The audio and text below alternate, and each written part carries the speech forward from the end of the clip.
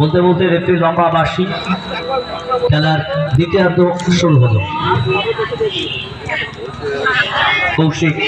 কৌশিক থেকে আদিত্য গতি বাড়িয়ে মাথা গরম করবো না, কথা বলে দেখবে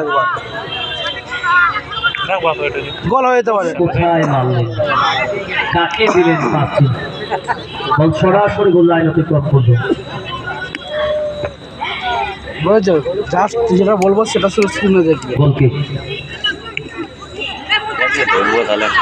যে কেমন মেয়েটা আমাকে অনেক দিন ধরে বলছে, আমি তোমার জন্য বলছি কেন অন্যরকম খাও না।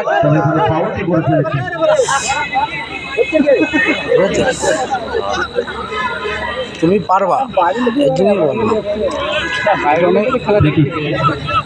নিজে ঠান্ডা করে নেবা, বাথরুমটা করে নেবা, ব্যাস। তারপর আমি দেখছি তো ওদের ধরো দুতলা পাবো, এটা ভালো গো, শুধু একটাই কি হালকা বয়। তোমায় দেখাচ্ছি পরোটা।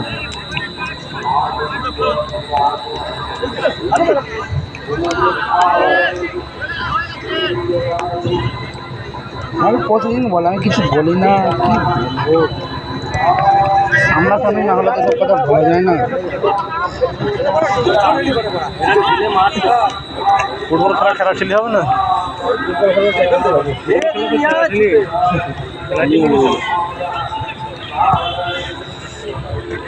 সরাসরি ক্লিয়ারেন্স রাঁচি, বল টাচ লাইন অতিক্রম করে জয়ী।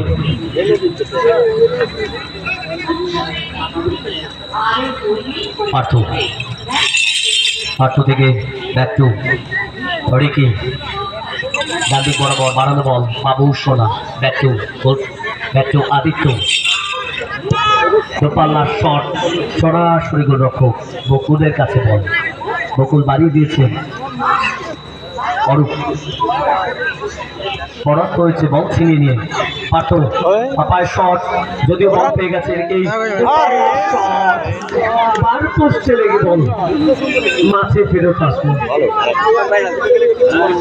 অনেক দিন ধরে বলছে দাদা দাদা করে আমাকে বলে, আমি বলে ঠিক আছে বলবো, আমাকে বলে আরেকটি দুর্দান্ত গোলের সুযোগ থেকে পরাস্ত। আমার মেয়ের সাথে কথা বলি তখনই বলে দাদা একটা ছেলে দেখবে বলবো আমি বল মাঠে চলে আসে। শোনো দাদা যেহেতু বলে ওনারা ছেলেদেরকে যেহেতু দিতে হবে না, সুকুমারের উদ্দেশ্যে ছাড়তে নারাজ কৌশিক, বল টাচ লাইন অতিক্রম করেছে। সব খা সব খা, কিন্তু নিজের বউটাকে তো ঠিক রাখতে হবে।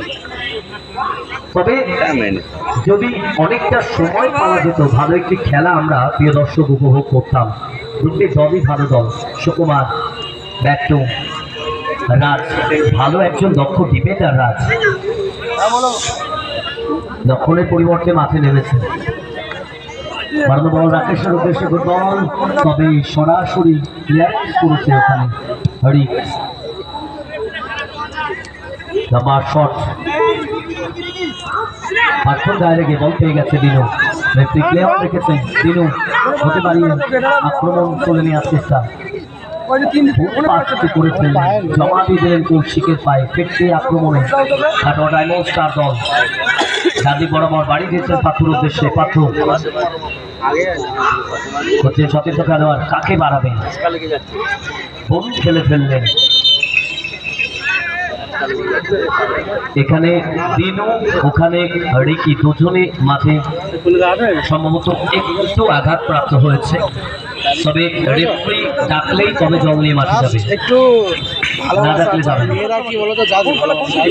একদম শেষ সময়ে সকলকে বুদ্ধপুর মিলন সংঘের পক্ষ থেকে শারদীয়ার শুভেচ্ছা ভালোবাসা অভিনন্দন জানাই।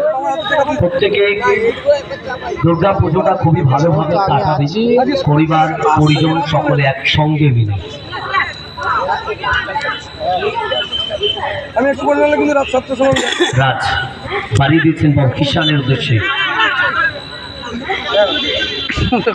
পুরো ফেলেছিল ওখানে আদিত্য। তবে মাঠে পুরুষ দর্শকদের পাশাপাশি মহিলাদের উপস্থিতি চোখে পড়ার মতো, বাড়ির সমস্ত কাজ কমপ্লিট করে রান্না বান্না করে বাড়ির প্রত্যেকটি লোককে খাইয়ে দাইয়ে তারা কিন্তু মাঠে উপস্থিত হচ্ছে। বিশেষ করে সিরিয়াল দেখা বাদ দিয়ে আজকে কিন্তু মাঠে এসছে খেলা দেখতে, এটা সবচেয়ে একটা বড় বিষয়।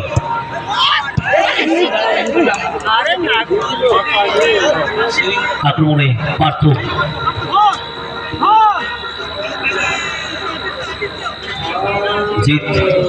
জিত থেকে রিকি, এগেন পার্থ গতি বাড়িয়ে আক্রমণ বিল্ড আপ করার চেষ্টা। আর না বাড়ি পেয়েছেন জিতের উদ্দেশ্যে, সুযোগ আছে, সুযোগ কি করলেন যে এত সুন্দরভাবে বলটিকে নিয়ে আসলেন, ফিনিশটা করতে পারতেন, রিকিকে পাস করতে পারতেন, কৌশিককে দিতে পারতেন। বঙ্গল লাইন অতিক্রম করে কর্নার, দ্বিতীয় কর্নার।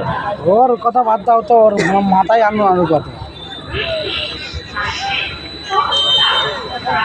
দেখা যাক এখান থেকে সুযোগ আসছে কিনা।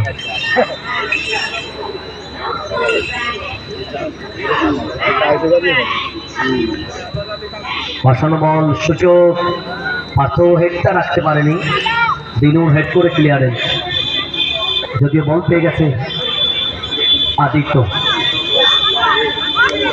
সুন্দর অনেকটা বাইরে দিয়ে, বলতে বলতে রেফারি লম্বা বার্ষিক খেলা।